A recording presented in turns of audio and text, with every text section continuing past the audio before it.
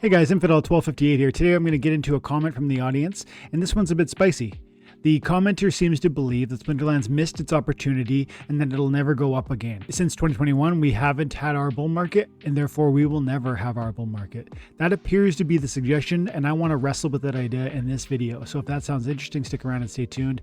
And this was recorded with my live audience, so if you want to be present for the members only live events, check out the members page on the channel, and you can support the creation that I do here.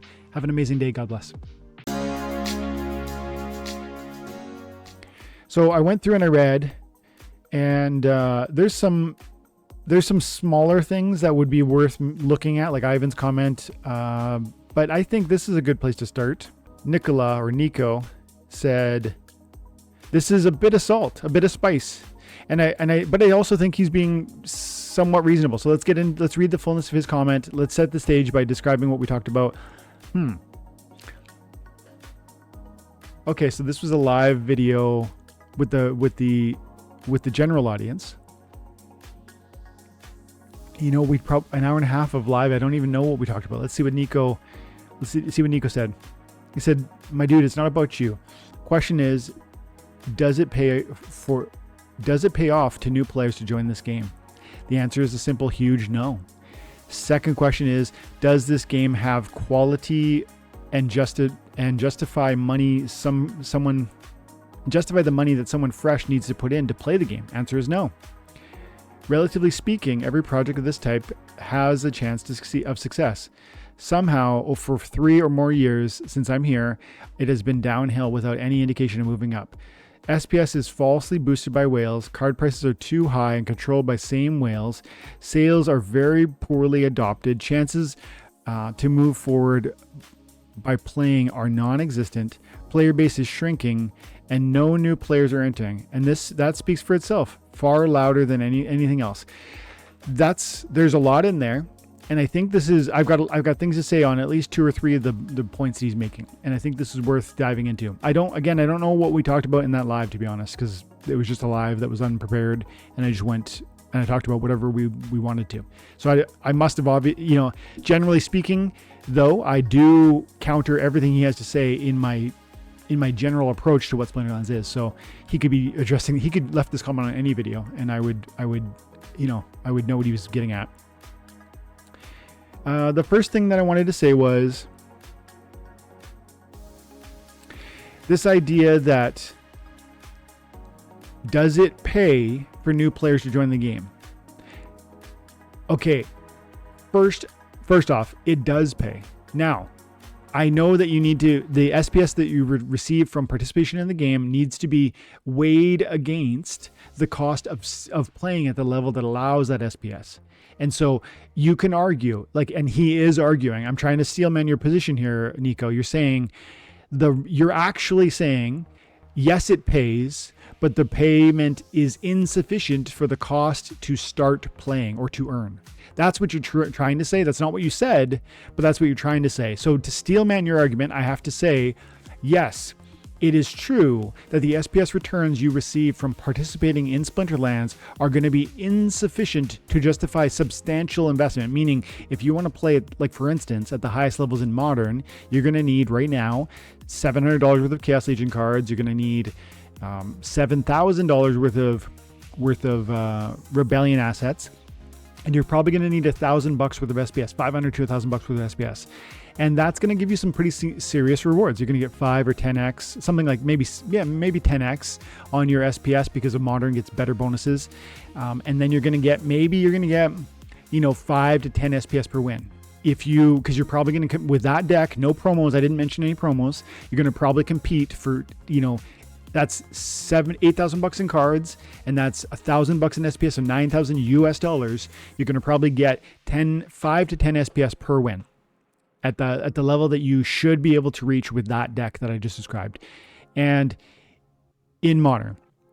And so you go, what you're saying, Nico, is that is a crazy amount of investment to receive what is equivalent to 10 US cents per win, and you only get 10 wins a day. Because you only play 24 matches a day, maybe you get 12 wins a day, but 10 just for easy math. You're talking $1 a day. That's, Dwayne, that doesn't matter. It's inconsequential. It's trivial. It doesn't pay off. The reward for that cost is not calibrated correctly. That's what you're saying. And yet you need to articulate that really clearly, because it does reward you. And I need to push back and say, even though you might think that 10 SPS is not sufficient or adequate for that investment, you need to recognize there's such a bigger conversation than you're alluding to there, because you're not acknowledging that it is theoretically possible for SPS price to rise, nor are you acknowledging that it's theoretically possible for the cards to rise. And you would probably argue, as you said later in the question, that for the last 3 years, the prices have gone down, down, down. And so you want to make the point, again, I'm really trying to steelman your position. You're trying to make the point that asset prices in Splinterlands only go down. That is so ridiculous to say, having said you've been here for 3 years, right? You're literally saying you arrived in the bull market and you've ridden down during the bear market, and you're like, why has it only gone down?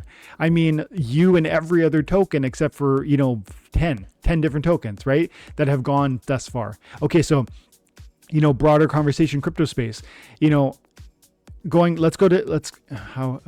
the best way to show this? In 2021, 3 years ago, where was Bitcoin?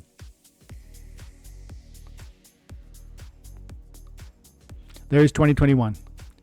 So you're talking, you arrived in the bull market of 2021, 3 years ago, and you're saying, man, since then, the price has only gone down. You're using such a crazy sample size. That's literally the exact sample size not to use. What would be more fair, and I think you admit this, Nico, if you really thought about it, you'd admit that if you wait until this bull run is over, because we're currently in a bull run, right? So if you wait until this bull run is over, then you could maybe say something like that. But for that to be true, you need to wait and see if this bull market translates to SPS gains or token valuations or card price appreciation or player-based growth. Because I'm saying to you, and I think justly, that it isn't usually the case that SPS token or small microcaps are going to lead the way in the crypto space. My argument is microcaps such as SPS are going to be followers. They're going to be increased by liquidity that has come from elsewhere. As the crypto market market cap, the full market cap, the total or the total 2 or total 3, as those numbers are going up in this space, you end up seeing people expand what they're doing. Meaning leaders, Bitcoin, let's be specific, Bitcoin and Ethereum and a few other select tokens grab the market and run with it. And after they lead, those riches are trickling down into other tokens, because people who make a huge investment and gain significantly like to speculate on other tokens with their profits. And that's when we start to see this trickle down. That's when we see a broadening of the marketplace. That's what we are experiencing already, in my opinion. But is it done? No, it's not done. I mean, do you think the bull market's done? Do you think Bitcoin's done? I mean, it's up 2% today. It's still fighting for 100,000. The idea that your timeline you're selecting is fair and reasonable in order to establish the point you're trying to make, it's clearly not, right? You have to wait until this bull market is over. And then, did this bull market touch Splinterlands specifically?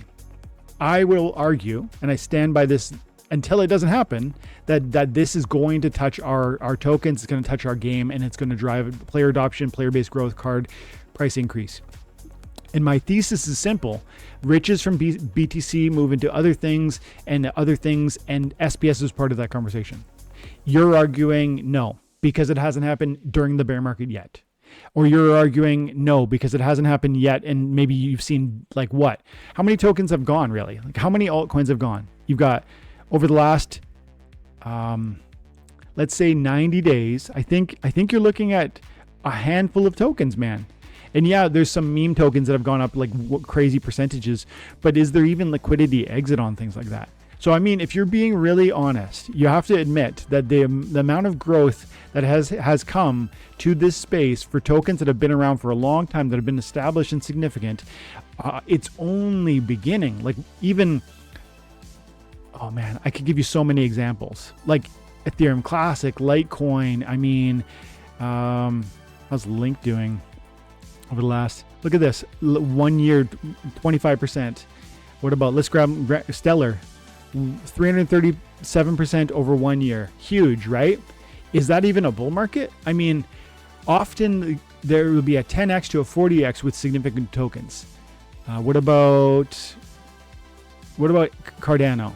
Okay, 180% on the year. Yeah, these are great numbers, but that's not bull market stuff. Like in altcoins, you often see a catching up and surpassing the profitability from in terms of they'll start claiming back some of that market cap, and so that Bitcoin, the amount of the market cap that Bitcoin holds will shrink and shrink and shrink because the altcoin bag is growing and growing and growing.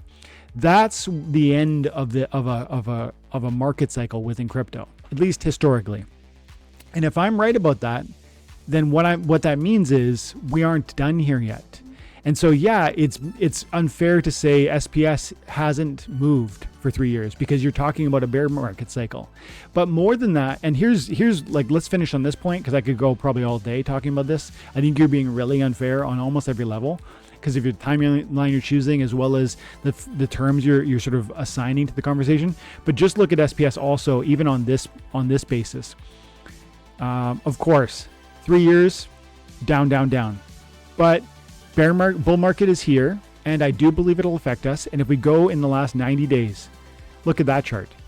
We were at half a penny, and now we've doubled, at least we've doubled. Like we were at 4, that's not 90 days ago. That's right there is 60065, so that's 0.6 of a penny.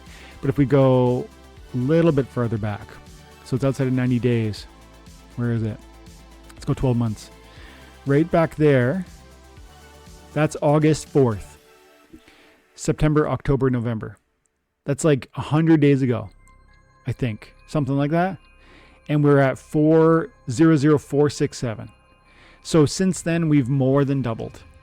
And so you're trying to say that it hasn't done anything. And then but you even caveat your own argument by saying that's supported by whales. First of all, every token is supported by whales. That's like, Nico, come on, man. Like, what are you saying? Yes, of course there are whales that are buying while the prices are low. You make that sound like that's a bad thing. That's absolutely core to any token's success, that there's a community that believes in it, that they're sold out for it, that they buy it when it dips. Like, I just feel like everything about what you've said here is totally unfair because of the timeline you're establishing. And it's like you arrived during the last bull market and you've seen the bear market play out and you feel like it should have already happened. But if anything, you're just saying, really, you're feeling some degree of what I call jealousy capitulation. You're saying, I give up, it's done, it's dead, it's over, it's never going to go back up again. That's capitulation. And it's jealousy capitulation because you've seen other tokens like any of the 5 or 10 that I mentioned, Bitcoin, Ethereum, ADA, they've gone up 100, 200, 300 times or 300%. And you feel we've been left behind. But wait 90 days. If this bull market cycle ends and Splinterlands doesn't enjoy that, that's where your sort of critique would be relevant. That just doesn't seem like that's at all likely to me. And so I think that's where I have to land it. And I could be wrong. But I mean, I feel like your suggestion that we will miss this bull market is more unlikely than my suggestion that we will just be included. Because my suggestion is founded on past experience where altcoins succeed during the bull market.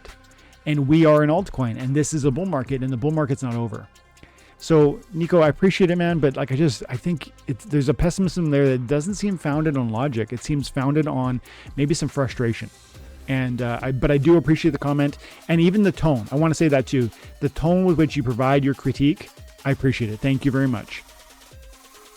I put in $10 once with no other funds added, and I have $100 in cards. I own over $50 in SPS, played account for 2 years and have a ton of fun. This is an amazing point to add. And there's so many things I could have added to the conversation with Nico, but this is the core of it. Nico, like, anybody, you need to change your idea of what satisfactory reward would mean. Like, do you want to get rich tomorrow? That's not what this is. Do you want to enjoy a video game?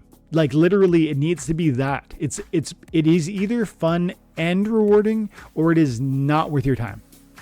And most people, let's say some people are thinking the rewards have to justify the fun. And I go, no, The fun has to justify the reward. Like, the game is entertaining and I'm here to play it, and I love Splinterlands. For 6 years I've been playing it. I'm going to enjoy it for its own sake. And then if I get some sort of trivial reward which seems inconsequential across a short-term horizon, I can understand, based on what this could become, that those rewards could be wildly significant. But it's a matter of recognizing that the retroactive raise, the increase in the price on that token, could come in 6 months or 6 years. And if I'm still holding the bag, then it's not a 1 cent token. It's a whatever token at X time when I sell it.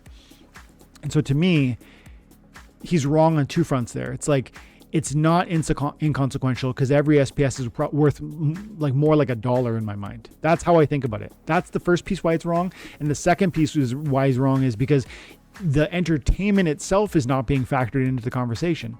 But I will give him, again, another olive branch. Maybe Nico just doesn't find it fun. And that's okay. You're allowed to not like Splinterlands. But we shouldn't get it twisted when we say things like, it's not fun for anybody, nor should we get it twisted when we say it's not rewarding. Well, what's your idea of rewarding? How about Gathering says he put in $10 and he's earned $100 in cards. He's got $50 with SPS. That's a 15x on his investment. And he's had fun the whole time for 2 years. That's not notable to you? Like, that's revolutionary, man. Thanks, Gathering.